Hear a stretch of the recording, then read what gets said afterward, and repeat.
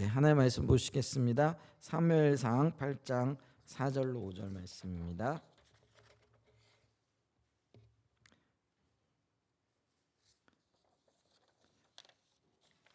사무엘서 8장 4절로 5절 말씀 우리 한 목소리로 같이 한번 좀 읽어볼까요? 시작.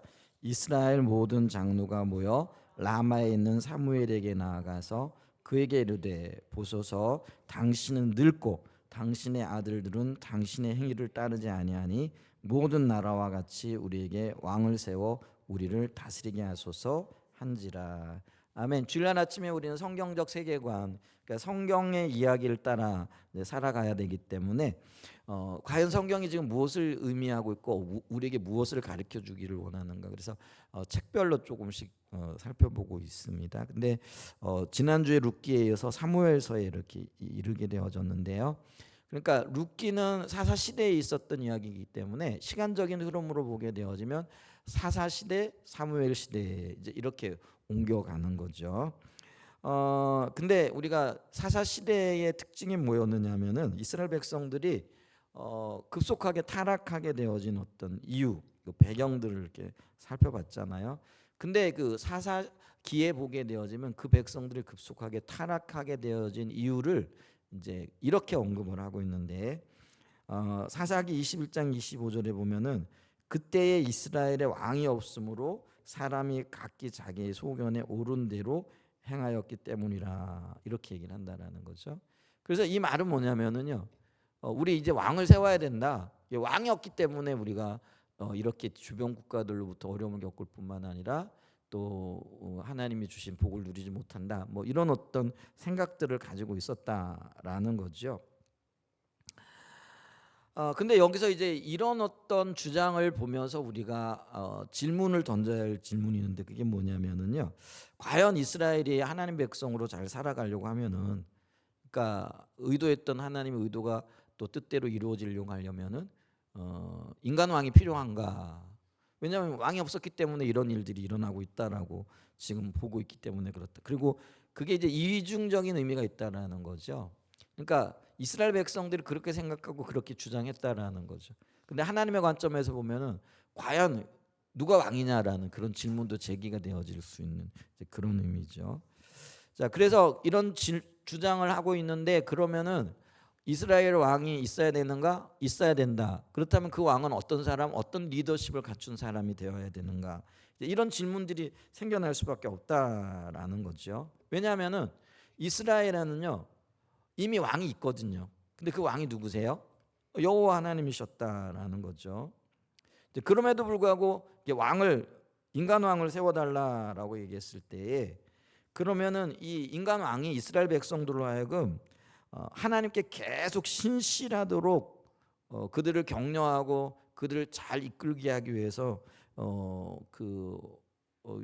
그런 어떤 리더십이 필요한데 어떤 종류의 리더십이 있어야 되느냐라는 거죠. 이게 굉장히 중요한 문제가 되어진다라는 거죠. 왜냐하면은 그 백성들을 이끌 인간 왕이 누구인가에 따라 가지고요 이스라엘의 정체성이 결정되어지기 때문이죠. 그렇기 때문에 이스라엘의 정체성은 뭐냐면은요 구원받은 하나님의 백성으로서 모든 민족에게 빛이 되고 또 그들에게 복을 주는 선교적인 백성으로서의 사명을 가진 나라 백성이 되어져야 된다라는 것. 이게 이제 이스라엘 백성들의 정체성이라는 거죠. 근데 참 왕이신 하나님을 인식하지 못해요. 근데 눈에 안 보이니까. 근데 그거 눈에 안 보이니까 실패했다라는 거죠.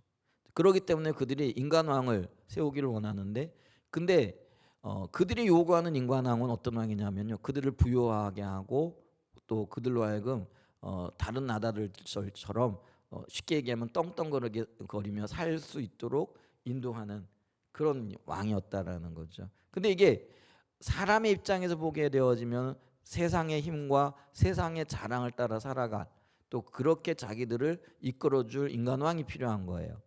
근데 하나님께서도 그럼 그들의 어떤 그 의견에 동의하셔가지고 그들이 원하는 왕을 주시느냐? 그게 아니라는 거예요. 왜 하나님은 그 백성들을 하나님의 의도대로 이끌고자 하는 그런 어떤 계획을 가지고 계셨기 때문에 그렇다라는 거죠. 그렇기 때문에 하나님께서는 그들에게 왕이 필요하다면은 왕을 주시되 그들이 기대했던 왕이 아닌 하나님이 세우시고자 하시는 왕을 세우신다라는 거죠. 이제 그게 이제 어떤 면에서 보게 되어지면은 그들이 요구하는, 그러니까 이스라엘 백성들이 요구하는 왕은 어떤 왕이냐면은 다른 민족들처럼 다른 사람들처럼 이렇게 살고 싶다라는 이제 그런 의미이기 때문에, 그래서 이제 사무엘도 그걸 간파했잖아요. 그래서 왕 세울 수 없다. 그래서 왕을 세울 수 없는 여러 가지 이유들을 얘기를 하고 그걸 가지고 가서 하나님 앞에 기도를 하는데 하나님은 그들의 요구를 들어주라 이렇게 얘기를 하잖아요. 근데 그들의 요구를 들어주실 때에 그러면 그들이 원하는 대로, 그들이 계획했던 대로 들어주실 것이냐? 이건 아니라는 거예요. 그럼 하나님은 하나님의 의도를 가지고 계시고 그들의 요구를 하나님의 뜻대로 이루어 가실 거라는 거죠. 그랬을 때 하나님이 세우기를 원하시는 왕, 그리고 하나님을 대리하여 그 백성들을 다스릴 왕은 어떤 사람이 되어져야 되는가? 이게 관건이라는 거예요. 그러면서 이런 왕을 세우시기 위한 하나님의 어떤 계획, 그리고 하나님에게 적합한 왕, 적합하지 않은 왕을, 여기에 이제 우리가 사무엘서에 보게 되어지면 아주 중요한 4명의 사람이 등장을 하거든요. 그게 이제 제사장이었던 엘리, 그다음에 그 마지막 사사였던 사무엘, 그리고 초대 왕이었던 사울, 그다음에 둘째 왕이었던 다윗이 등장을 하게 되어지는 거예요. 근데 이런 사람들은 때로는 대조적으로 그들의 어떤 업적과 그들의 어떤 성향들을 비추기도 하고요.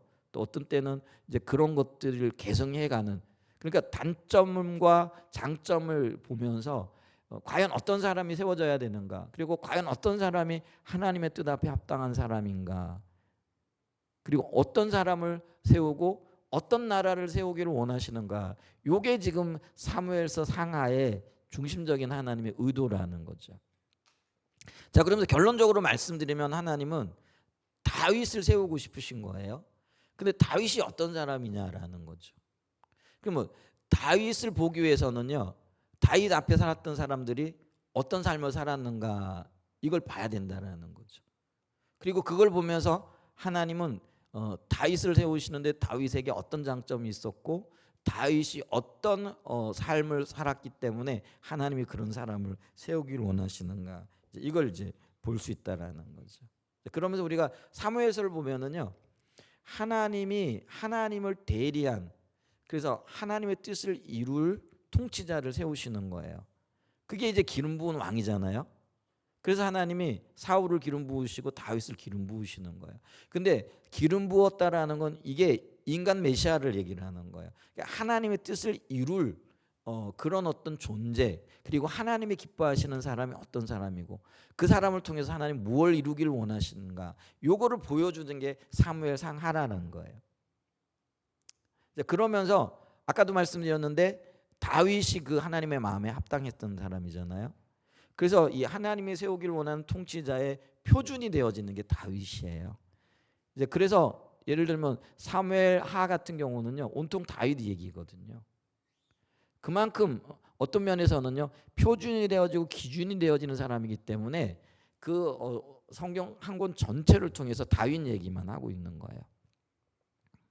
그만큼 하나님께서 중요하게 보는 관점이 여기에 있다라는 것들을 이렇게 봐야죠. 자, 그럼 하나님은 어떤 사람, 어떤 왕을 세우시는가? 첫 번째로요, 하나님을 존중히 여기는 자를 하나님은 세우기를 원하신다라는 거죠.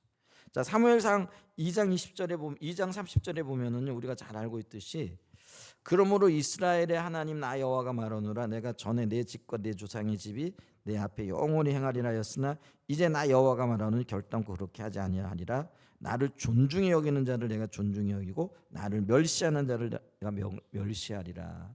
자, 여기 보면 아까 이게 엘리 제사장과 엘리 제사장의 집에 대한 이야기이죠. 근데 우리가 사무엘 상하 전체가 아주 중요한 4사람을 등장시키고 있다 그랬잖아요. 그래서 하나님 마음에 합한 자, 마음에 합하지 않은 자, 이걸 대조적으로 보시면서, 그리고 그들이 어떤 삶을 살았는가, 그러니까 이런 삶을 살아가는 자는 안 된다라는 거죠. 그리고 이런 삶 가운데에서 하나님 어떤 자를 찾고 계시는가, 이거를 지금 보여주고 계시다라는 거예요. 그리고 그런 사람을 왕으로 세우시겠다라는 의도를 갖고 계시다라는 거예요. 근데 하나님께서 세우시지 않는 사람, 세우실 수 없는 사람이 있어요. 그게 누구라고요? 하나님을 존중하지 않는 자라는 거예요. 멸시하는 자라는 거예요. 그러니까 하나님을 존중하지 않는 자, 멸시하는 자로서의 대표, 그러니까 이게 뭐라 그러냐면은 본이 되어지는 사람이 엘리 제사장이었다라는 거죠. 근데 엘리 제사장이 왜 하나님을 멸시했느냐? 그리고 무엇을 하나님을 멸시하는 거라고 성경은 이야기하고 있느냐? 보고 계시느냐? 하나님은 보고 계시느냐라는 거죠. 이걸 우리가 봐야 된다라는 거죠.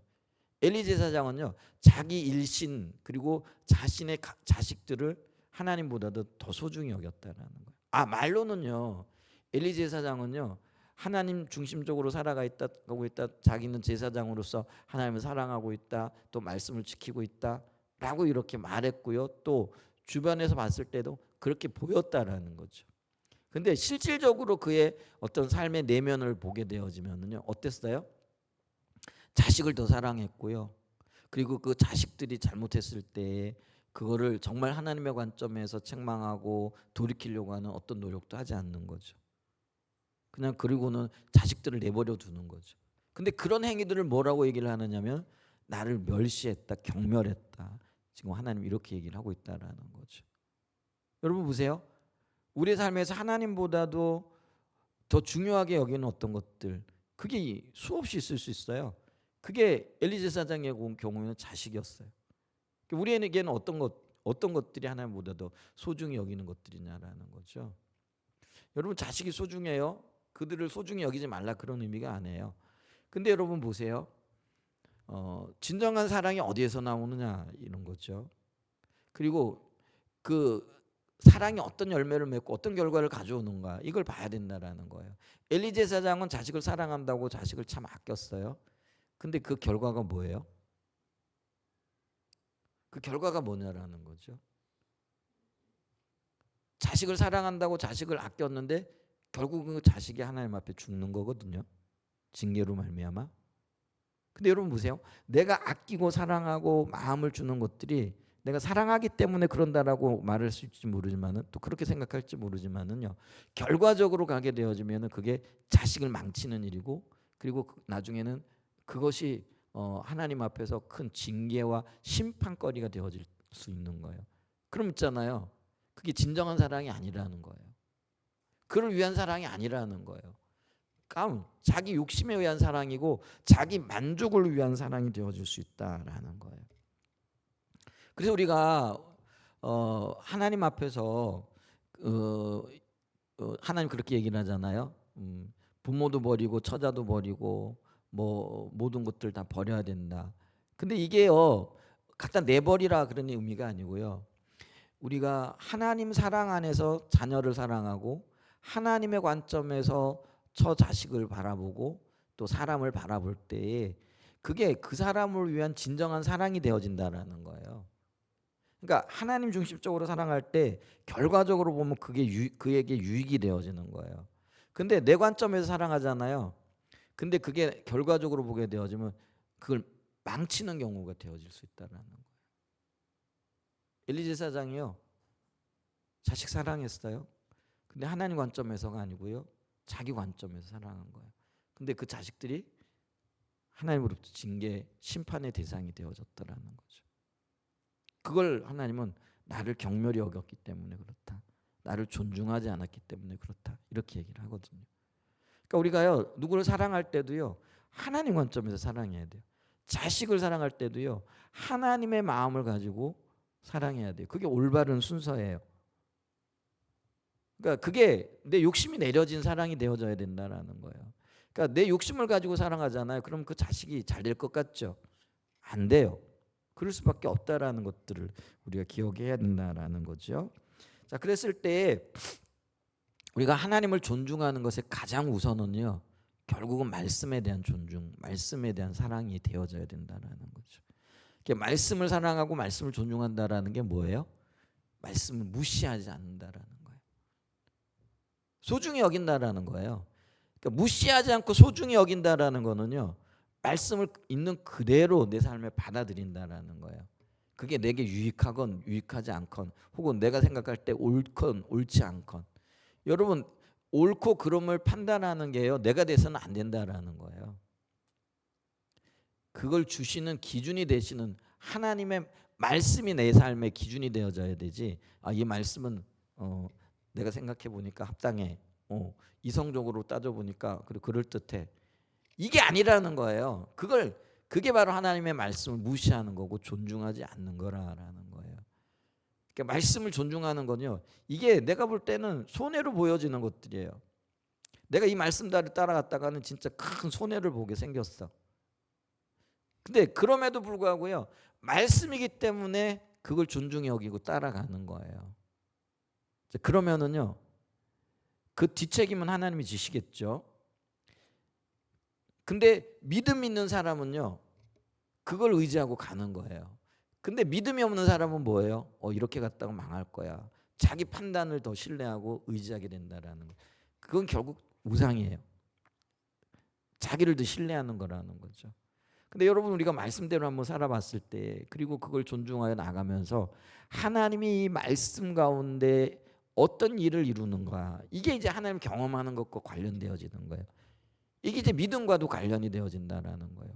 그래서 우리가 믿음이 없이는 하나님을 기쁘시게 할 수가 없잖아요. 그래서 결국은 믿음은 말씀을 존중하여 그 기준을 붙잡고 나가는 거예요. 그게 내가 볼 때는 손해가 될 것 같고, 내가 볼 때는 이렇게 나갔다가는 이거 죽도 밥도 안 될 것 같은데, 이런 일들 많죠. 근데 그럼에도 불구하고 뭐라고요? 말씀이기 때문에 순종하고 말씀이기 때문에 그걸 따라 나가는 거라는 거예요. 자, 그랬을 때 있잖아요, 그게 존중이에요. 그리고 기준이 그게 하나님 편에 서는 거라는 거죠. 근데요, 엘리 제사장은요, 자기 아들들을 하나님보다 더 사랑했더라, 이렇게 얘기를 하거든요. 근데 그거를 하나님을 경멸했다, 멸시했다. 그러니까 이런 사람들은 하나님의 사람이 될 수가 없는 거예요. 그러니까 하나님이 찾으시는 사람이 나중에 이제 세울 사무엘을 가리키거든요. 근데 사무엘의 삶을 보면 어떠냐? 그는요, 하나님 말씀이 있는 그대로 순종하거든요. 그 순종한 것을 어떻게 알 수가 있느냐? 그의 입에서 나오는 말이 하나도 땅에 떨어지지 않았다라는 거. 그 얘기 뭐냐면요, 하나님이 그의 말을 뒷받침했다라는 거예요. 왜요? 그가 하나님의 말씀대로 살았고 하나님의 말씀대로 순종했기 때문에 그렇다라는 거예요. 그게 이제 이 엘리 제사장과 사무엘이 대비되어지는 거라는 거죠. 그래서 하나님은요, 이 엘리 제사장이 아닌 사무엘과 같은 사람을 세우기를 원한다라는 거죠. 그리고 그런 성향의 사람을 하나님이 왕으로 세우고, 그런 사람을 통하여 하나님은 이스라엘을 다스리기를 원하고 계셨다라는 것들을 이야기하고 있다라는 거죠.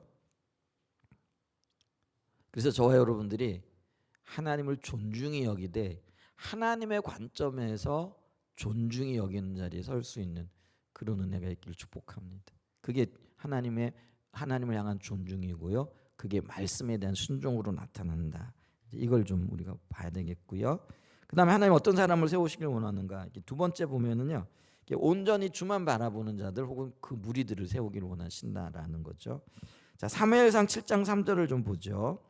자, 사무엘이 이스라엘 온 족속에게 말하 이르되 만일 너희가 전심으로 여호와께 돌아오려거든 이방 신들과 아스타롯을 너희 중에서 제거하고 너희 마음을 여호와께 향하여 그 말을 섬기라. 그리하면 너희를 블레셋 사람의 손에서 건져내시리라. 이렇게 얘기를 하죠.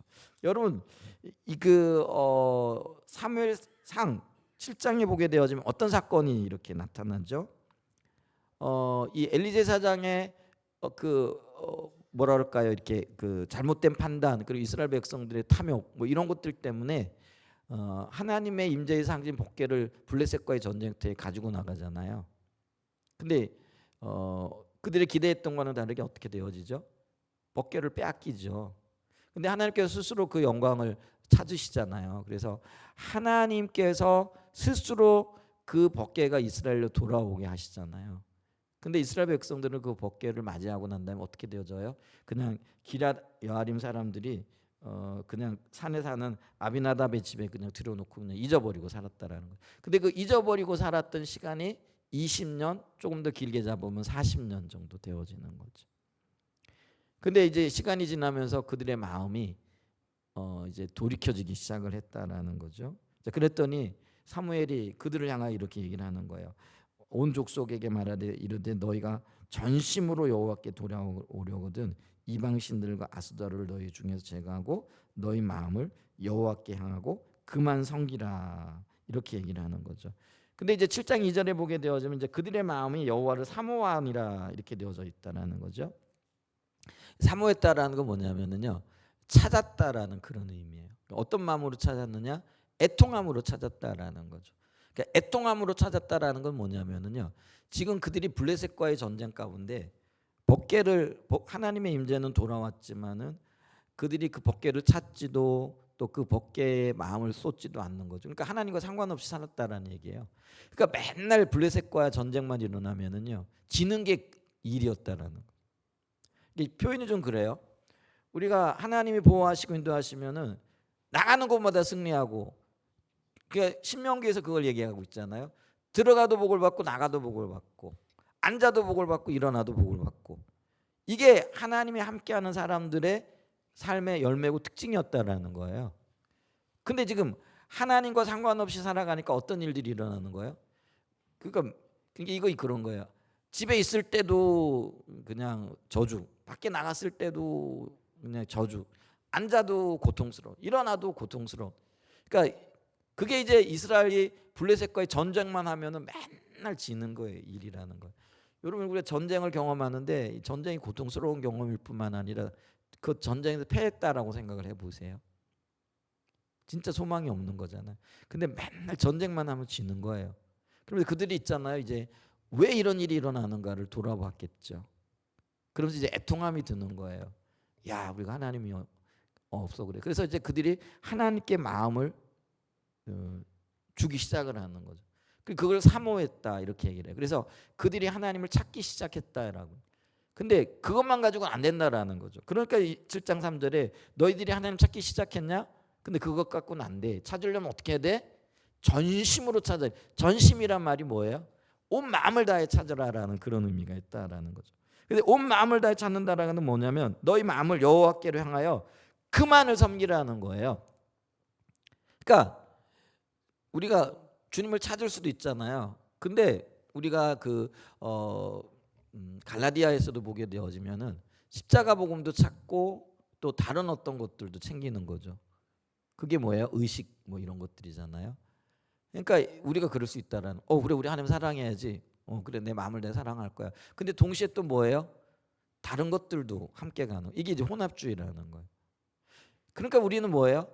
하나님을 사랑하되, 하나님 진정으로 사랑한다라는 건 뭐냐면 내가 사랑하는 다른 것들이 철저하게 제거되어져야 된다라는 거예요. 근데 우리는 뭐예요? 하나님 사랑하기 때문에 다른 것도 사랑하기 때문에 나는 하나님을 사랑한다라고 생각하는 경향들이 많이 있다라는 거예요. 근데 하나님 사랑한다라는 거는요, 이것도 사랑하고 저것도 사랑하는 게 아니라는 거예요. 오직 하나님만 사랑해야 된다라는 거예요. 그게 전심으로 하나님을 바라보는 거였다라는 거죠. 그걸 사무엘이 자신이 그랬을 뿐만 아니라 이스라엘 백성들의 요구를 하고 있다라는 거죠. 그래서 하나님이 그걸 기뻐하시고 그런 사람들을 지금 찾고 계시고요. 그래서 그런 나라를 세우시기 위하여 하나님은 그런 마음을 가진 왕을 세우기를 원하는 거예요. 그게 이제 다윗을 통해 실현되어지는데요. 그래서 다윗이 일평생 동안 주님만 바라봤다 그러잖아요. 물론 그가 인간적으로 넘어지기도 하지만은요, 이제 그것도 하나님께서 보고 계신 것들 이렇게 보잖아요. 그런 마음으로 그들이 하나님을 찾기 시작할 때에 하나님께 사무엘이 그 백성들을 미스바로 불러 모으시잖아요. 그러면서 하나님 앞에 제물을 드리고 온전함으로 주님을 찾는데, 근데 이게 제물을 드리는데 어떤 제물을 드렸다라고 얘기를 해요? 어린 암양 새끼 한 마리, 아주 작은 제물을 드렸는데, 근데 하나님은 그 마음을 가지고 하나님 앞에 나온 백성들이 너희가 나를 전심으로 찾았다. 근데 그 전심으로 찾은 것의 증거가 뭐예요? 그러니까 블레셋과 전쟁을 하는데 지금까지는 전쟁만 했다면 지는 거예요. 40년 동안 이겨본 적이 없어요. 그런데 그들이 마음을 주님께로 향하고 전심으로 주님을 찾고 그거를 그들의 마음의 어떤 표현을 그 작은 어린 암양 하나에 담아가지고 하나님 앞에 드리는 거예요. 여러분 그래서 이게 번제의 크고 작음의 문제가 아니라는 거예요. 그들의 마음이 어디에 있느냐라는 거예요.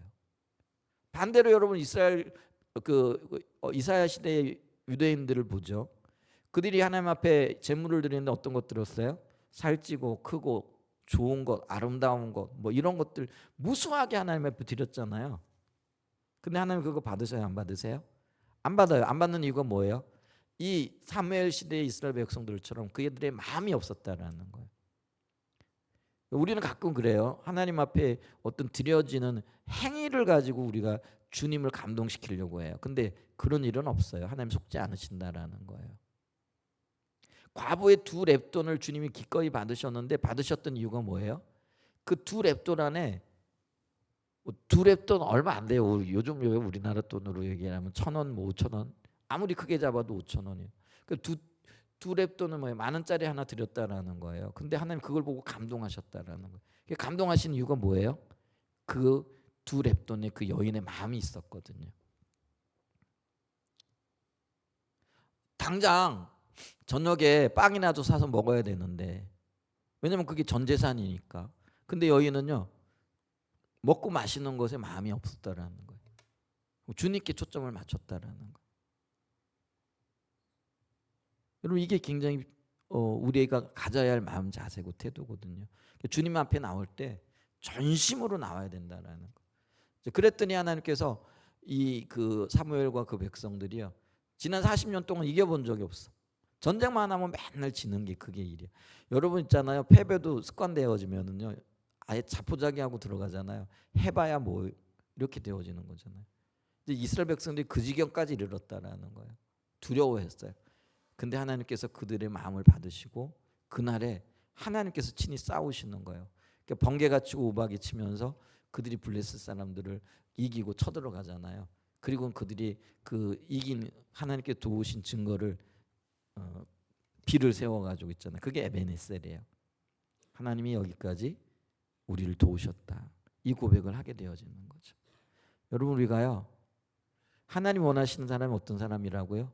전심으로. 근데 그 모델이 다윗이라는 거예요. 근데 다윗이 우리가 그의 생애 통해서 오직 주의 얼굴만을 구하되 온 마음으로 구하잖아요. 그러니까 하나님이 그런 왕을 세우기를 원하시고 그게 하나님을 대리한 대리자라는 거예요. 그를 통해서 하나님의 뜻을 이루겠다라는 그런 의도가 있는 거예요. 그래서 사무엘하는요, 바로 그런 사람을 찾으시는 하나님의 마음과 그런 사람을 통하여 주의 뜻을 이루고자 하시는 하나님의 마음이 담겨져 있는. 그러면 우리는 그걸 보면서 과연 어떻게 우리가 세워져야 되는가, 이걸 봐야 된다라는 거죠. 전심으로 주를 바라보는 자예요. 사무엘이 그렇고요. 사무엘의 지도를 받았던 이스라엘 백성들이 그랬어요. 여러분 어떤 사람이 지도자가 되어지는가에 따라 가지고요, 그 공동체가 180도로 달라지거든요. 엘리 제사장이 지도자로 있을 때는요, 그들은 오합지졸이잖아요. 막 전쟁터에 나가면 맨날 지는 거잖아요. 근데 사무엘이 지도자로 그 백성들을 이끌고 있을 때는요, 가는 데마다 이기거든요. 어떤 리더가 세워지는가, 이게 너무나도 중요하다라는 거죠. 근데 하나님은 어떤 리더를 세우기를 원하시는가, 그거를 사무엘서를 통해서 우리가 보게 되어진다는, 여기다 초점을 맞추고 사무엘서를 좀 보시기 바랍니다. 그래서 이런 그 사무엘서에 나타나는 아주 여러 이야기들이 있지만은 그 이야기들 중에 굉장히 중요한 변곡점이 되어지는 사건들이 있더라는 거예요. 변곡점이 뭐예요? 방향을 틀 만한 어떤 사건들이라는 거죠. 그러니까 엘리 제사장의 사건과 이 지금 미스바의 이 사건이 바로 어떤 변곡점이 되어지는 엄청난 방향을 트는 그런 사건인 거예요. 그리고 이런 사건들을 통해서 하나님이 지금 뭘 원하고 계신가, 이거를 봐야 된다라는 거죠. 그러면서 성경 이야기가 어디로 흘러가고 있는가. 다윗과 같은 왕이죠. 근데 다윗이 하나님이 세우신 인간 메시아라는 거예요. 근데 다윗의 후손을 통해서 주님께서 모든 인류를 구원하실 왕을 세우는 거예요. 그 왕이 누구예요? 예수 그리스도로 이끌게 되어진다는 거예요. 그래서 우리는 그걸 볼 수 있어야 된다는 거죠. 그 다음에 또 다른 사건이죠. 하나님은 뭐냐면요, 마음의 중심이 바른 자, 그리고 하나님께 순종하는 자를 세우시는데요. 요거는 이제 사울 왕과 관련이 되어져요. 왕을 달라 그러니까 하나님께서 인간 왕을 세우시는데 첫 번째 왕이 누구였어요? 사울이잖아요. 근데 이 사울이 그 중심이 바른가 안 바른가 주님이 그를 테스트하시기 시작을 하시는 거죠.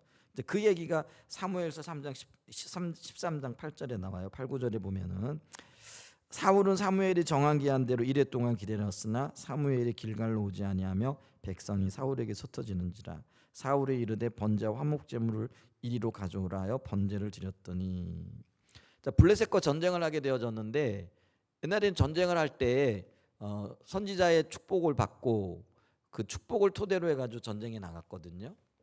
그러니까 이제 블레셋과 전쟁을 해야 되니까 그때 당시에 선지자 사무엘이 와가지고요 사울 왕과 그 백성들을 축복해야 그들이 전쟁터에 나가 그래 승리할 수 있다라고 생각했고요. 또 하나님 그렇게 지금 인도하고 계신 것을 보죠. 그래서 사무엘이 내가 7일 있다가 갈게 하고 약속을 했던 것 같아요. 근데 어떤 일인지 몰라도요 약속한 기한이 못 왔어요. 그러면 이제 우리 약속을 했는데 약속을 어긴 사람이 잘못이지 이렇게 생각할 수도 있잖아요. 근데 성경에서는 그렇게 얘기하지 않아요. 그게 뭐냐면요. 이 이레를 기다리라라는 그런 의미 가운데는요. 하나님을 신뢰하고 온전히 기다리라는 그런 의미가 있거든요. 그러니까 이 온전히 기다린다라는 그런 의미 가운데는요. 인간적인 모든 수단과 인간적인 모든 방법들이 배제되어지는 거예요. 그러니까 우리가 하나님의 뜻을 따를 때 우리는요. 온전히 하나님의 뜻을 따라야 된다는 말이 그런 의미라는 거예요. 근데 우리는 하나님의 뜻을 따르기보다는 인간적인 수단과 인간적인 방법과 인간적인 대책들이 너무 많잖아요. 그리고 하면 될 것 같잖아요. 사울도 지금 그런 거예요. 사무엘이 안 왔어? 축복받을 수 없어? 그러면 까짓 거면 내가 번제 드리면 되지. 내가 기도하고 내가 축복하면 되지. 인간적인 수단과 방법을 동원하기 시작했다라는 거예요. 근데 이게 불순종이라는 거예요. 여러분 우리가 좀 여기 생략되는 이야기들이 많잖아요. 그러면 우리가 이걸 아니 우리가 하나님의 말씀에 다 순종할 수 있나? 또 우리가 연약하기 때문에 불순종할 수도 있잖아요. 근데 어떤 거는요. 여러분 있잖아요. 절대로 이렇게 뭐랄까요? 이렇게 불순종해서는 안 될 일이 있고요. 어떨 때는 그래도 좀 이렇게 좀 뭐라 그럴까요? 이게 좀 유두리가 있는 것들이 있거든요. 그러니까 이게 우리가 어떤 사건과 어떤 일들을 부딪힐 때 이게 어떤 의미를 가지는가 이게 굉장히 중요하거든요. 그래서 아까 제가 변곡점이 될 만한 사건이라 그랬거든요. 그러니까 이게 사울에게 있어서는요. 이거는 하나님의도 마찬가지지만은 하나님의 의도가 꺾여질 수 있는 굉장히 중요한 사건인 거예요.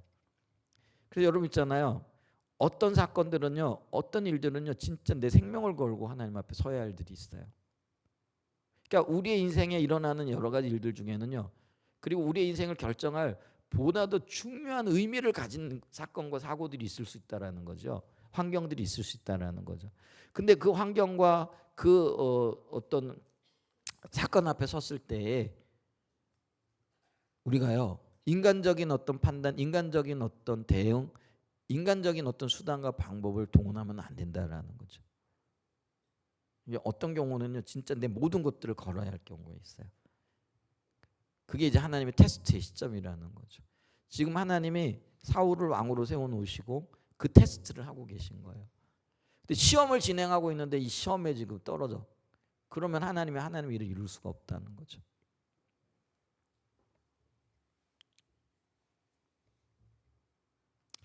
또 사무엘상 15장 22절에 보게 되어지면은요. 여긴 아말렉을 진멸하시는. 그러니까 하나님이 그래도요 그 뭐죠? 그 순종하지 않고 기다리지 못한 사건을 두고서도요 다시 한번 기회를 주시고자 아말렉에게 가가지고 전쟁을 벌이되 그들을 다 진멸하고 그들의 짐승까지도 다 죽이라 이렇게 말씀을 하셨잖아요. 그런데 사무엘이 어떻게 해요? 하나님 앞에 번제를 드린다라는 핑계를 가지고 아가광을 살려놓고 각종 기름지고 좋은 그 짐승들을 살려놓잖아요. 그랬더니 그걸 보고 사무엘이 지금 하는 이야기예요.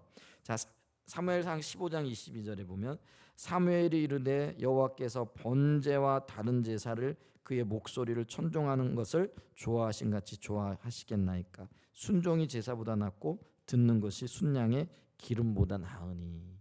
그러면서 이 사울에게는요 처음부터 순종하고자 하는 마음이 없는 거예요. 그 왜 마음이 없었겠어요? 탐심이 있기 때문에 그렇거든요. 자기 마음에 하나님 외에 다른 것이 들어와 있어요. 자기 계획이 들어와 있고 자기 생각이 들어와 있고 자기의 원함이 들어와 있는 거예요. 그러면 순종이 안 되는 거예요. 근데 하나님만 사랑하고 하나님께만 집중하면은요 여러분 그 순종이 어렵지 않아요. 여러분 순종이 문제가 아니라요 사랑이 문제라는 거죠. 예를 들면은요 우리가요 자녀들 사랑하시잖아요. 그래서 자녀들을 위하여라면 무슨 일이든지 할 수 있잖아요. 우리 자녀 하나 키우는데 옛날에 벌써 뭐 10년도 넘게 20년도 넘게 통계가 2억 원 이상 든대요. 근데 우리가 그 자녀를 위하여 쓰는 그 교육비 뭐 양육하는데 양육비 뭐 이런 모든 것들요 아깝다는 생각 들어요 안 들어요? 들면은 사랑이 아닌 거죠. 근데 전혀 그런 마음이 안 들잖아요. 자녀를 위해서 돈을 물 수도 있으면서 우리가 어떻게 하면 더 쓸까? 더 못해줘 가지고 안달인 게 부모 마음이잖아요. 그럼 돈만 보면 그런 일이 있을 수 있을까요? 없을까요? 없어요. 근데 사랑이라는 관점으로 이걸 보게 되면 이게 이해가 되거든요. 그러니까 사랑하게 되어지면 행동하는 게 어렵지 않아요. 그러니까 사랑하게 되어지면 하나님의 말씀 따르는 게 어렵지 않다라는 거예요. 근데 순종이 어려운 이유는 뭐예요? 결국 그 마음에 하나님의 사랑이 없는 거예요. 지금 정확하게 사울의 마음이 그런 거예요. 사울은 하나님 사랑하지 않았어요. 그러니까 그는 하나님 말씀에 순종하지 않아요. 그냥 자기 하고 싶은 대로 하는 거죠. 근데 그를 향하여 그가 핑계하는 거죠. 하나님 앞에 예물 드리려고 예배 드리려고 제사 드리려고 그랬더니 순종이 제사보다 낫지 않습니까? 이게 이제 사무엘이 사울에게 하는 이야기라는 거죠. 그러니까 그 중심이 틀어져 있는 거예요. 그러니까 하나님이 사울을 패하시고 다윗을 세우시는 거예요. 근데 다윗을 세우실 때 하나님의 말씀이 정확하게 이걸 뒷받침하고 있다는 거예요. 사무엘상 16장 7절에 보세요. 다윗에게 기름 부으려고 할 때 이게 있었던 이야기입니다. 사무엘상 16장 7절에 보면 자, 여호와께서 사무엘에게 이르시되 그의 용모와 키를 보지 말라. 내가 이미 그를 보려노라. 내가 보는 것은 사람과 같지 아니하니 사람은 외모를 보거니와 나 여호와는 중심을 보느니라. 이게 지금 이새의 장작 엘리압을 보고요. 사무엘이 아마 엘리압이 사울처럼 키도 장대하고 이렇게 기골도 이렇게 장대하고 보기 아름다웠던가 봐요. 그러니까 사무엘이 그에게 기름 부으려고 얘기를 하거든요. 그랬더니 하나님 뭐라고 얘기를 하세요? 그는 외모에 취하지 말어. 중심이 올바르지 않아. 근데 이 중심이 올바르지 않다라는 게 바로 사울과 같은 마음이 있다라는 거예요. 그에게.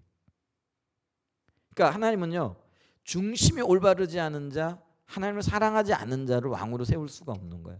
그러니까 하나님의 마음에 합한 왕을 세워가는 과정이 지금 사무엘 상하에 나타나 있다라는 걸 기억하시고요. 거기에 초점이 맞춰져 있다라는 걸 기억하시고 이런 관점으로 사무엘 상하를 보시라는 거예요.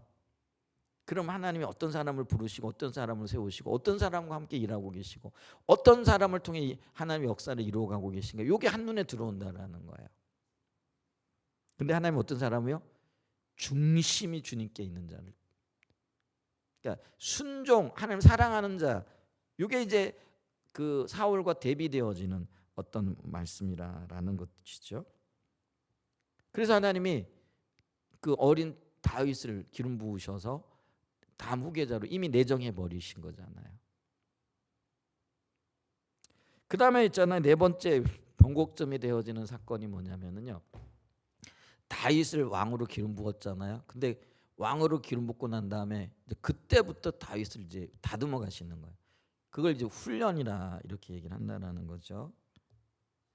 사무엘상 16장 21절에 보게 되면 이렇게 되어져 있어요. 사무엘상 16장 21절에 보게 되면은 다윗이 사울에게 이르러 그 앞에 모셔 섬에 사울이 그를 크게 사랑하여 자기의 무기를 드는 자로 삼고 이렇게 얘기를 하잖아요. 자, 무기를 드는 자 이게 뭐예요? 쉽게 얘기하면은요. 사울 왕의 그 어떤 뭐 비서, 진짜 뭐 왕쯤 되면 비서실장이 있겠죠. 섰다라는 건 뭐냐면은요. 그에게서 배우는 자예요. 섬기는 자로 삼았다라는 것. 여러분 이제 여호수아를 하나님께서 훈련하실 때도 누구 앞에 서게 하세요? 모세 앞에 서게 하시잖아요. 그러니까 이걸 이제 예수님께서 제자들을 세우실 때도 주님 앞에 서게 하시잖아요. 이게 이제 도제 교육이라고 할 수 있어요. 근데 이게 이제 훈련의 시작이라는 거예요. 근데 이제 사울과 다윗의 또 다른 그 비교점이 뭐냐면은요. 사울은 어느 날 갑자기 왕으로 세움을 받아가지고 하나님께서 그를 통해 일하시죠. 근데 사울은요 왕이 되어지기 전에 왕관을 쓰기 전에 훈련의 과정이 없었어요. 근데 다윗은 기름 부음을 받고 왕관을 쓰기까지 적어도 15년에서 20년 가까이요. 뭘 하는 거예요? 훈련을 하는데요. 아주 혹독한 훈련을 받기 시작했다라는 거예요. 그래서 다듬어지지 않은 자는요. 하나님 앞에서 온전하게 쓸 수 없어요. 쓰임 받을 수가 없다라는 거죠. 그러니까 사울처럼요. 어느 날 갑자기 사람들로부터 주목을 받고 한 나라의 왕으로 설 수 있을지 모르지만은요. 다듬어지지 않고 훈련되어지지 않으면은요. 결국은 자기에게 초점을 맞추는 자가 되어져요. 그래서 버림받을 수밖에 없다라는 거죠. 근데 다윗은 혹독한 훈련을 받아요. 그래서 나중에 보면 그가 물론 넘어지기도 해요. 근데 넘어짐에도 다시 일어날 수 있었던 이유가요. 이 혹독한 훈련 과정이 있었기 때문에 그게 가능했다라는 거죠.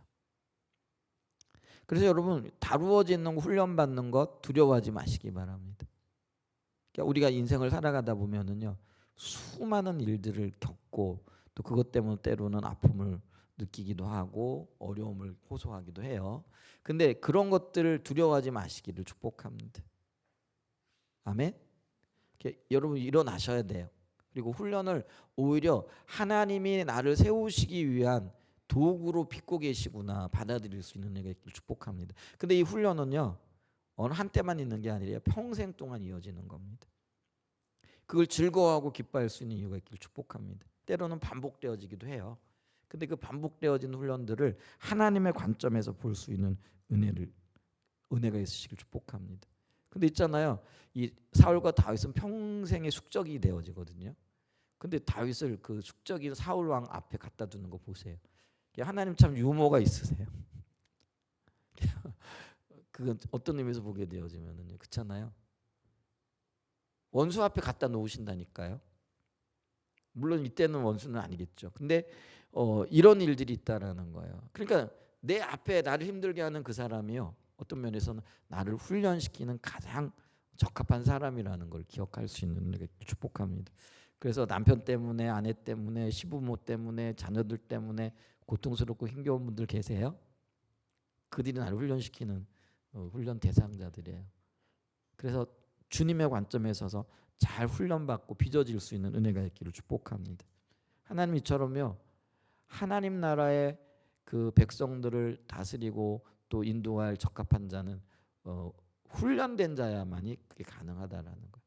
그래서 훈련을 된 자를 부르고 계시다라는 거죠. 이제 그 다음에요. 우리가 또 볼 수 있는 변곡점이 되어지는 사건이 그게 그 다윗이 골리앗을 무너뜨리는 장면이거든요. 근데 이 다윗이 골리앗을 무너뜨린 이 사건은요. 이 다윗은요 오직 하나님만을 섬기겠다라는 결단과 각오를 날마다 새롭게 하고 있었다라는 거죠. 사무엘상 그 17장인지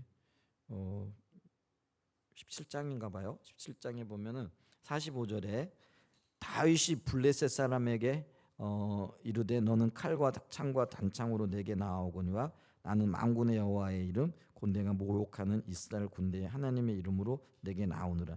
이게 이제 그 골리앗과 전쟁을 1대1로 붙을 때에 다윗이 지금 골리앗의 어떤 뭐라 그러죠? 그 비난 혹은 뭐 조롱을 대받아치는 말이잖아요. 그래서 근데 우리가 이 장면을 좀 이렇게 좀 생각해봐야 되는 게 뭐냐면은 이 골리앗이 거인이었잖아요. 근데 이 거인으로 상징되어지는 성경에 보면은요 네피림의 후손들이 있죠. 아낙 자손들. 그리고 이 아낙 자손들을 봤을 때 이스라엘의 12정탐꾼은 어떻게 해야 돼요? 그들을 보고 너무 두려운 거죠. 그래가지고 우리가 이 가나안 땅에 못 들어갑니다. 우리 정복 못합니다. 이러면서 뒤로 스스로 물러나잖아요. 그러면 이 아낙 자손도 네프림의 후손들은 누구를 상징하냐면 거대한 세상을 상징하는 거라는 거죠. 근데 이 블레셋 사람이지만 이 골리앗은요 거인으로 나오거든요. 그러니까 세상을 상징하는 거예요. 그러니까 네프림의 후손들 아낙 자손의 후손이 바로 이 골리앗이라는 거죠. 그러니까 우리 앞에 우리가 맞닥뜨리는 이 세상은요 너무나도 큰 거대한 골리앗과도 같은 거죠. 그런데 이 골리앗 앞에 섰을 때 다윗의 태도와 자세가 어떠냐라는 거죠. 이게 바로 여호수아와 갈렙의 자세였거든요. 다른 사람들은 아낙 자손이 거대하고 그들이 네피림의 후손이기 때문에 우리는 그들을 싸워가지고 이길 수 없습니다. 그랬을 때 여호수아와 갈렙은 어떻게 얘기해요? 무슨 소리냐? 하나님께서 저들을 우리에게 붙이셨다라는 거죠. 그렇기 때문에 저들은 우리의 밥이라라고 이렇게 얘기를 하는 거예요. 근데 똑같은 고백을 지금 누가 하고 있는 거예요? 다윗이 하고 있다라는 거예요. 그러니까 이 세상을 바라보고 있는 눈, 이 관점이 지금 믿음의 사람들은요, 그게 모세가 되어졌던 혹은 여호수아 갈렙이 되어졌던 다윗이 되어졌던 똑같은 관점을 가지고 있다라는 거예요. 이게 중요한 거라는 거예요. 하나님이 지금 어떤 사람을 찾고 있느냐라는 거예요. 믿음을 가지고 세상을 바라보는, 그러니까 세상을 통해서 환경을 바라보는 게 아니라 믿음을 통해서 환경, 세상을 바라봄으로 하나님의 의도가 어디 있고 의중이 어디 있는가 이걸 바라보라는 거예요. 그래 그런 관점을 가지고 봤더니 그 뭐예요? 다윗의 고백이 뭐예요? 너는 칼과 창과 단창으로 내게 나온 세상의 힘과 권력과 능력으로 내게 나오는데 나는 아니라는 거예요. 나는 만군의 여호와 이런 군대가 모욕한 이스라엘 군대에 하나님 이름으로 내게 나가노라 이거죠. 여러분 하나님의 사람들에게 요구되어진 중요한 관점이 이거라는 거예요. 하나님의 기준, 하나님의 말씀, 하나님의 관점에서 세상을 바라볼 건가? 아니면 세상을 관점을 가지고 내 환경을 바라보고 나를 바라볼 건가? 근데 믿음의 사람들은요 한결같이 하나님의 관점에서 세상을 바라봤어요. 하나님의 눈으로 골리앗을 바라보니까요 이 골리앗의 키가 2m 96cm였다는 3m. 요즘 텔레비에 서장훈 농구 선수 나오더라고요. 아마 제가 서장훈 씨 앞에 서면은 아마 반은 조금 더 넘을래나 그럴 것 같기는 한데. 근데 여러분 보세요. 그런 거대한 사람들 이렇게 보면은 어떨까요? 위축되잖아요. 내 앞에 1m 90짜리만 이렇게 서도요 굉장히 위축되어지잖아요. 근데 2m 96이라고 생각을 해보면 아주 거대한. 근데 이게 세상을 상징한다라는 거죠. 근데 환경을 상징한다라는 거예요. 근데 이 환경만 바라보면 내가 주눅이 들잖아요. 근데 이 환경을 바라보되 누구의 눈으로 바라보는 거예요? 하나님의 눈으로 바라보는 거예요. 그러니까 이건 뭐야? 내 밥이 되는 거예요. 다윗이 지금 하나님의 눈으로 바라봤기 때문에 골리앗을 대적하여 나갈 수 있었다라는 거죠. 이런 관점을 가진 자를 하나님 찾고 계신다라는 거예요. 그러니까 세상 어떤 것 환경만 바라보면 주눅이 들어가지고요 벌벌 떨어요. 그게 누구예요? 이스라엘의 열정탐꾼이었다라는 거예요. 근데 주님의 관점으로 바라봤던 사람 누구예요? 여호수아 갈렙이고 다윗이었고요 모세였고요. 주님이 지금 그런 사람을 부르시고 그런 사람들을 세우셔서 그런 사람들을 통하여 나라를 통치하시고 다스려가기를 원하신다라는 거예요. 이걸 좀 볼 수 있는 은혜가 있기를 좀 축복하고요. 그 다음에 있잖아요. 6번째로 뭐냐면은요. 삶의 모든 순간마다 하나님 앞에 묻는 거예요. 근데 이 묻는 게 신학적인 의미로 얘기를 하면은 성령의 통치와 인도를 받는 거라는 거예요. 다윗의 삶에 있어서 가장 특징적인 삶 중에 하나가 뭐냐면은요. 하나님과의 관계 가운데 물었어요. 그건 뭐냐면 하나님을 찾았다라는 그런 의미죠. 그래서 사무엘상 23장 2절에 보면 이렇게 얘기를 해요. 이에 다윗이 여호와께 묻자와 이르되 내가 가서 이 블레셋 사람들을 치리이까? 여호와께서 다윗에게 이르시되 가서 블레셋 사람들을 치고 그 일 나를 구원하라 하시니. 그러니까 이때부터요 다윗이 하는 행동에는요 모든 것들이 하나님과 관련이 되어져 있고 하나님 앞에 묻는 거예요. 도망갈까요 말까요? 쳐들어갈까요 말까요? 전쟁을 할까요 말까요? 일일이 물어보거든요. 근데 이 묻는다라는 게 어떤 의미냐면은요, 하나님을 찾는다라는 의미고요. 하나님을 찾을 뿐만 아니라 하나님의 인도를 받았다라는 그런 의미가 있다라는 거예요. 그래서 이 다윗의 삶을 사도행전 13장 22절에 보면은 사도행전 13장 22절에 보면은 패하시고 누구를 패하느냐면은요. 사울 왕을 패했다는 얘기잖아요. 사울 왕을 패하시고 다윗을 왕으로 세우시고 증언하여 이르시되 내가 이새의 아들 다윗을 만나니 내 마음에 맞는 사람이라 내 뜻을 다 이루리라. 근데 하나님의 마음에 맞았던 다윗이 어떤 점이 하나님의 마음에 맞았느냐라는 거예요. 바로 이 점이에요. 모든 것을 하나님 앞에 묻고 듣고 하나님의 뜻대로 행했다라는 그런 의미거든요. 그래서 다윗이 사울 왕에 대해서 평가를 할 때 뭐라고 평가를 하냐면 사울 왕 때는 묻지 아니하였거니와 이렇게 얘기를 하거든요. 그러니까 사울 왕의 특징과 하나님의 마음에 합했던 다윗 왕의 특징 이게 차이가 뭐냐면은요. 사울은 묻지 않는 자였어요. 근데 다윗은 뭐예요? 묻는 자였다라는 거예요. 묻는다라는 건 찾는 거고 찾을 때 하나님 말씀하시고 그 말씀을 따라 순종해 나가는 삶이라는 거죠. 근데 하나님이 하나님을 대리하여 이스라엘 백성들을 통치할 왕을 세우시는데 어떤 사람이요? 묻는 자를 찾고 계시다라는 거예요. 저와 여러분들이 오늘날 이 세대 가운데 보냄받은 자들이고요. 빛과 소금으로 선교적인 정체성을 그리고 이스라엘 백성의 정체성 물려받은 선교적 백성으로서 하나님의 뜻을 이루며 살아가야 될 하나님의 자녀들이잖아요. 근데 이 자녀들이 가장 큰 특징이 뭐가 되어져야 되냐면요. 물어야 돼요. 그 얘기는 하나님 찾는 자가 되어져야 된다는 거예요. 그래서 우리가 하나님 얼굴 구하자, 얼굴을 구해야 된다. 얼굴 구하는 것이 우리의 신앙의 가장 첫걸음이 되어진다. 수없이 지금 이야기를 하고 있는 거거든요. 주님의 얼굴을 구하고 찾고 묻고 듣고 들은 대로 행하는 그게 이제 성령의 인도를 따르는 삶과 굉장히 밀접한 연관이 되어져 있다라는 거예요. 그래서 마지막 시대 마지막 날에 이루어져야 될 그 하나님의 예언의 성취가 어디로 연결되어지느냐면요. 사도행전 15장 16절 좀 보세요. 사도행전 15장 16절에 보면은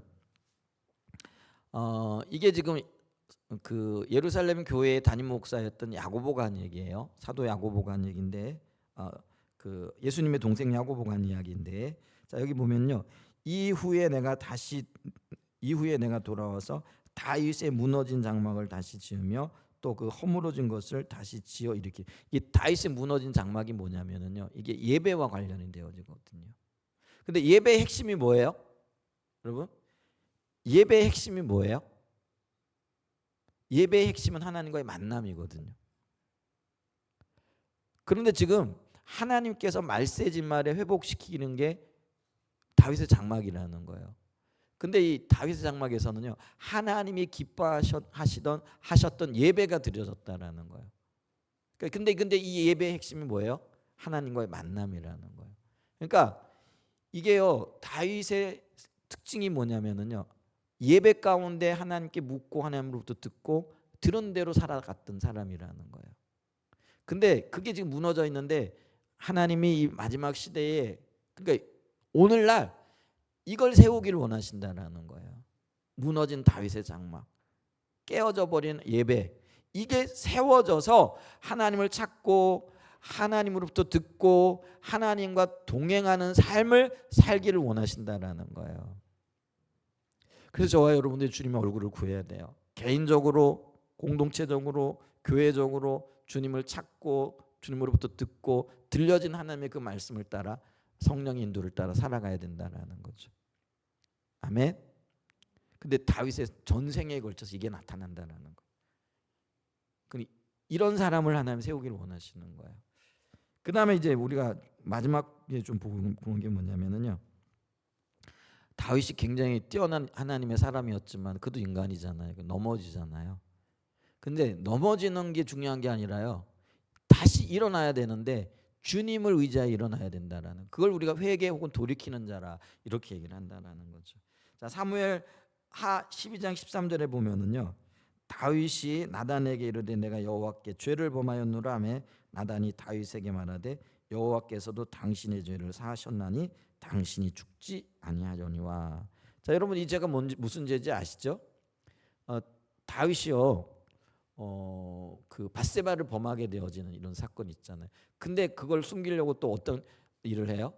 밧세바의 남편이었던 우리아를 전쟁터에 내보내 가지고요. 계략을 베풀어 가지고 죽이는 거죠. 그러니까 이건 뭐예요? 이중 삼중의 죄로 나가는 거예요. 근데 이 죄가 무서운 게 뭐냐면은요.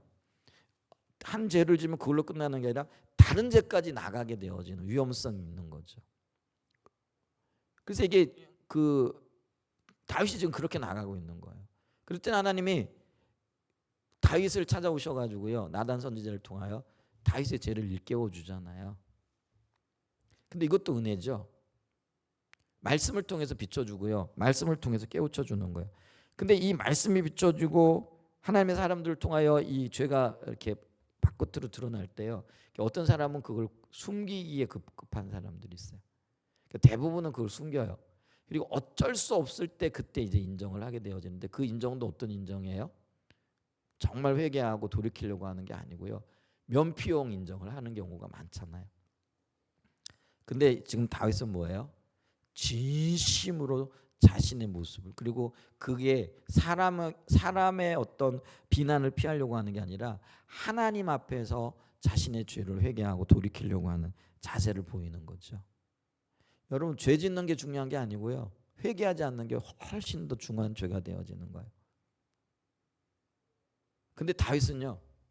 돌이키는 자고 회개하는 자였어요. 근데 이게요 굉장히 중요한 변곡점이 되어지는 거예요.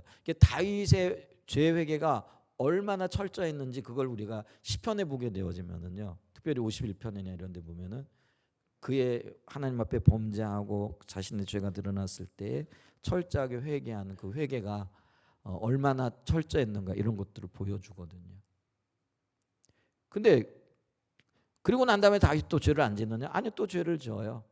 근데 그 죄를 지을 때마다 다윗은 또 하나님 앞에 비춰지는 대로 보여지는 대로 최선을 다해 회개를 하거든요. 근데 이 회개가 얼마나 놀라운가 하면은요. 여러분 사무엘하가 어떻게 끝나느냐면은요. 사무엘하 23장 좀 가볼까? 사무엘하 23장 24장이네요. 자, 다윗이 또 범죄하잖아요. 근데 그 범죄 때문에 하나님의 징계를 받게 되어지는데, 그래서 하나님 다윗이 회개하고 하나님 앞에 제사를 드리거든요. 자, 근데 사무엘 24장 보세요. 25절 보게 되어지면은 같이 한번 읽어볼까요? 시작. 그곳에서 여호와를 위하여 제단을 쌓고 번제와 화목제를 드렸더니 이에 여호와께서 그 땅을 위한 기도를 들으심에 이스라엘에게 내리시는 재앙이 그쳤더라. 다윗이 범죄했어요. 철저하게 회개했어요. 그리고 그 회개한 증표로 뭘 드렸다고요? 화목제를 드렸어요. 그랬더니 하나님 뭐예요? 그 화목제를 받으셨대요. 그리고 난 다음에 다윗과 하나님 사이에 화해가 일어난 거예요. 근데 요걸로 지금 사무엘 하가 끝나요. 근데 이게 굉장히 중요한 의미가 있다라는 거예요. 다윗은 어떤 사람이었다고요? 자신의 죄를 인정할 뿐만 아니라 그 죄를 애통해하면서 그리고 무엇보다도 회개하여 나아갔어요. 그랬더니 하나님은요 마치 다윗이 아무 죄가 없는 것처럼 화목하게, 그러니까 이게 하나님과 다윗이 지금 화목하게 되어졌다라는 거예요. 하나님께서는 바로 그런 사람을 통하여 하나님의 나라를 세우시고 하나님의 뜻을 이루어가기를 원하고 계시다라는 거예요. 그러니까 제가 이걸 이렇게 보면서 아주 재밌잖아요. 아니 마지막 장면이 하나님과 다윗이 화목해 되어지는 걸로 끝나는 거거든요. 수많은 어떤 그 내용들이 있고 다윗도 하나님과 갈등하는 거예요. 죄 짓는 것 자체가 갈등이거든요. 근데 그 갈등 속에서 하나님을 바라보고 회개하고 하나님과의 관계를 추구해 가면서 하나님 바라볼 때 그 회개를 들으시고 하나님이 다윗을 용납하시는 거예요. 화목하시는 거죠. 그리고 그것이 우리에게 또한 하나님의 백성들에게 나타나기를 원하시고 맺기를 원하시는 삶의 열매들이고 과정이라는 거예요. 그래서 여러분, 우리 죄 지을 수 있어요. 죄 짓는 게 중요한 게 아니에요.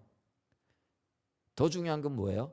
그것이 인식되어지고 하나님 앞에 회개하고, 회개할 때 하나님과 내가요 다시 화해할 수 있고 화목되게 되어지는 거예요.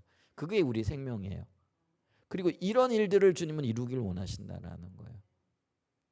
그래서 하나님이 왕을 달라고 하는 이스라엘 백성들에게 다윗이라는 왕을 주심을 통해 가지고 하나님께서 하나님의 뜻을 이루어 가기를 원하시는 거죠. 그래서 있잖아요. 이후로 다윗 이후로 수많은 이스라엘의 왕들이 등장을 하지만은요, 왕의 표준이 누가 되어지는 거죠? 다윗이 되어지는 거예요. 그리고 그걸 어떤 의미에서 보게 되어지면 하나님이 기뻐하시는 왕은 다윗밖에 없다라는 그런 의미예요.